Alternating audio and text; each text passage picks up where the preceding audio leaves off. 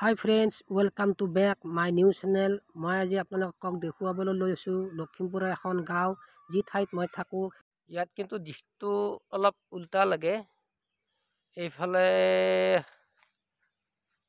আপোনাৰ এইফালে পশ্চিম হয়, যিটো ফালে লখিমপুৰ যায় সেইটো ফালে পশ্চিম হয়, আকৌ এইফালে ধেমাজিৰ ফালে পূব হয়।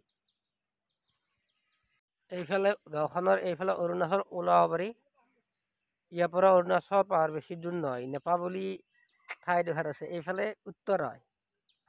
এয়া মোৰ ডিউটি কৰা জেগা। এইটো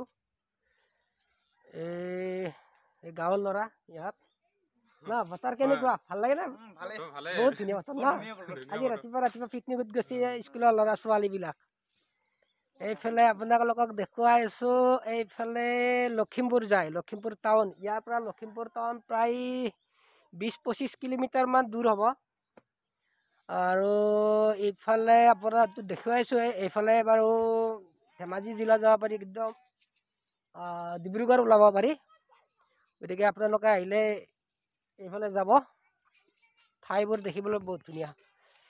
আৰু এইফালে গাঁও এখন, গাঁৱৰ ভিতৰত ডিউটি মোৰ, মানে কি থাকি ভালে লাগে, ডিউটি কৰি ভালে লাগে বাৰু। ঠাণ্ডা পৰিৱেশ, ধুনীয়া। ইয়াৰ মানে লখিমপুৰৰ এই গাঁৱৰ পৰিৱেশটো বহুত ধুনীয়া। বতৰ মানে খুব মানে গৰমৰ দিনতো ঠাণ্ডা হৈ থাকে, বৰষুণ প্ৰায়ে হয়। এইখিনি ঠাইত বৰষুণ প্ৰায়ে হৈ থাকে। এয়া বাচ্চা, ভাইটিয়াত কি খবৰ? ভালনে? ভালেই। ঠাণ্ডা লাগিছে নেকি? লাগিছে। চাওক আপোনালোকে গাঁৱৰ এইডোখৰ ঠাইখিনি, গাঁৱৰ এয়া গছ গছনি অলপ বেছি। আৰু ইয়াত আৰু দুজন থাকে, এইটো তেওঁলোকৰ কোৱাৰ্টাৰ হয়। মই ইয়াত নাথাকো বাৰু।